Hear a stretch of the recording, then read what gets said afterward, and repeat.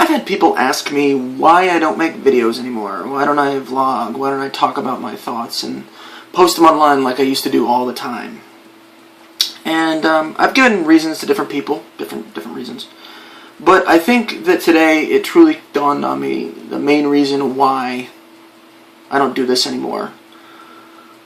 Primarily because of the fact that I just don't really have anything that I want to be talking about. Nothing inspires me to talk about it. But also, I can't stand looking at myself in the camera.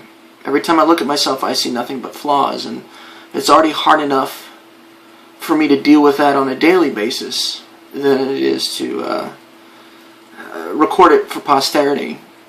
I've been trying to be more proactive in my approach to a healthier life. I've been trying to exercise somewhat daily, getting about 3 or 4 miles in of walking.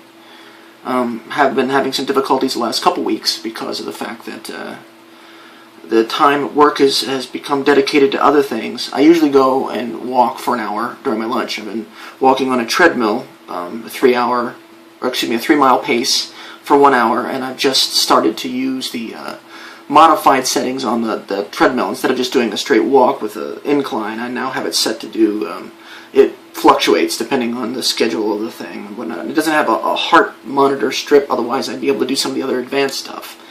But still, the last couple weeks, things have just kept happening, and at work, projects come up, or my personal life gets in the way, and it stops me from doing it. It's been frustrating. When I get home, I'm not motivated. When I get home, I don't want to do anything except sit down, veg out, because I only have a few hours to myself before I have to go to bed and get up and do it all again the next day. And so that's one of the reasons why, for me, it's important to do it during the workday, because I am motivated. I'm getting out of the office and I'm doing something positive. So, yeah, just looking at myself, I can't help but just be disgusted by what I see. So that's one of the reasons why I don't do these much anymore. Yes, I did shave my head, which is obvious, but that was just a matter of... I got to the point where I was growing my hair out again, and I got to the point where where the hair itself was too long to be controllable, but not long enough to be able to be tied back. So for any of you that have long hair, or have had long hair, you know what I'm talking about. For those of you that don't, your hair gets to a point where it's wild, and you can't really do much with it unless you're willing to put on 17 pounds of hair gel to get it to sort of stick to your head like a helmet. But the reason why I felt motivated to make this video, outside of the fact that I just wanted to give an explanation, because I've actually had several people contact me who ask me why I don't do this anymore. Something I read online today that reenacted a thought that I've had tumbling around in my skull for the last few months, and I wanted to just share it with you. A couple months ago, whenever it was that the Olympics had come to an end, there was a lot of, celebration. The different countries and their athletes had accomplished these feats. So this country had, 75 gold medals, and this country had 112, and blah, blah, blah. So every country had its own celebration for its athletes achieving these monumentous accomplishments. If a monumentous is actually a word. And this particular article that I had read was addressing specifically the female athletes and the overwhelming number of gold medals that they had won in the different events. Just that these female athletes were the grand champions of the Olympics. They had had all of these victories. And, it was just another thing to read, but there was a reference in the article that was talking about this video that was online. And it didn't have anything really flattering to say about the video. So, out of curiosity, I went to go watch this video to kind of get an idea of what it was talking about. And it was because of this video that I came to my understanding, and thus the idea rattling around in my head. And then when I read on tonight online, just re-inspired that. But it comes down to this. An athlete spends countless years honing their skill. Whatever event it is they're going to compete in. Running 12 hours a day, lifting weights, gymnastics, just all different types of stuff. Pole vaulting, long jumping, just these different physical feats of ability and athleticism and agility. And And after years and years and years of training and dedication and sacrifice, they get to go to the stage, they get to go to the world stage and compete against other people who have dedicated themselves on a similar level to find out who truly is the pinnacle of this event's competitors.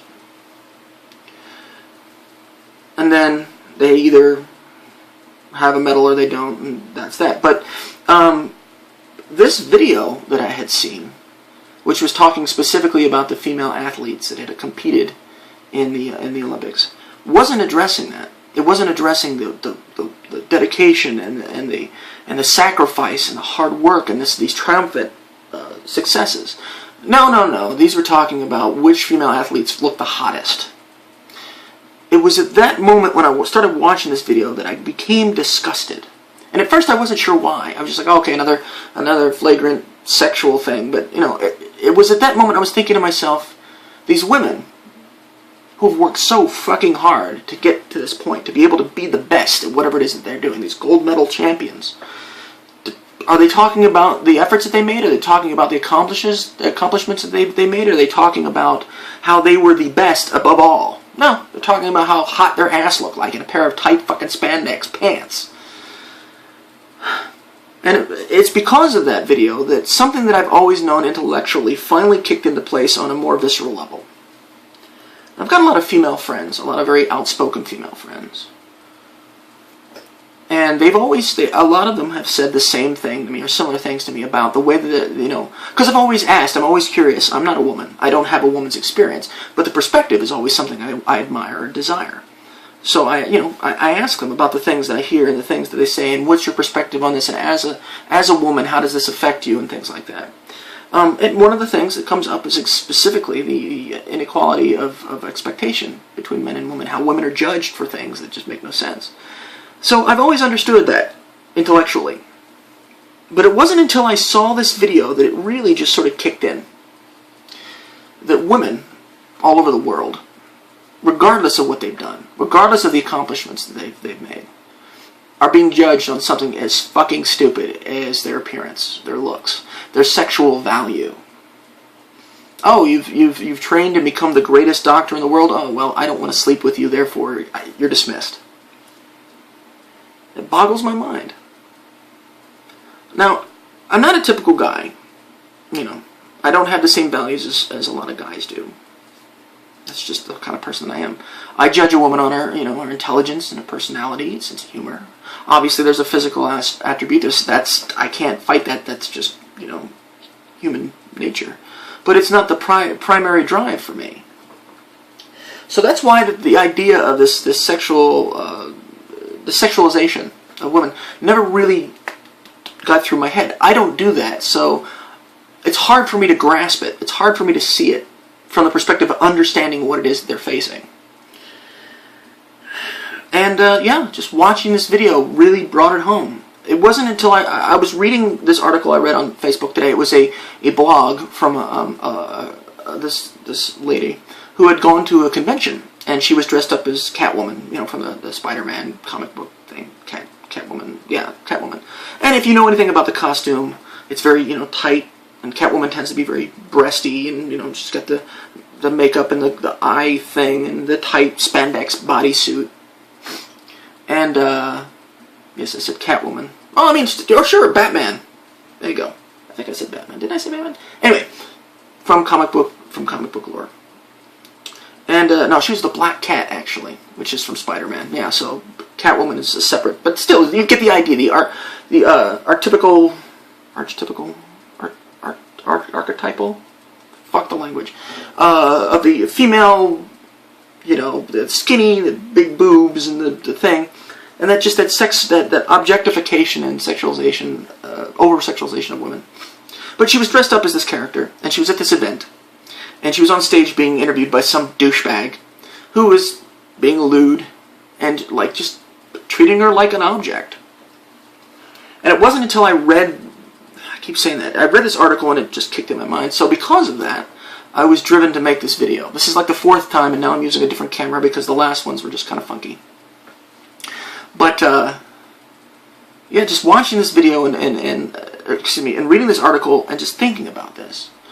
and realizing that we live in a society where the value of a woman is not by her accomplishments, not by what she, what she adds to the mix. It isn't about, the things that she's done in her life. It's how valuable is she as a sexual partner. What is she attractive enough that I want to put my cock in her, kind of thing. And that disturbs me.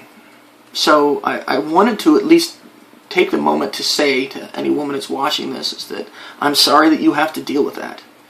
I understand that we have all different types of shit that different groups of people have to deal with. Inequalities of all different types. Men and women. Men and women.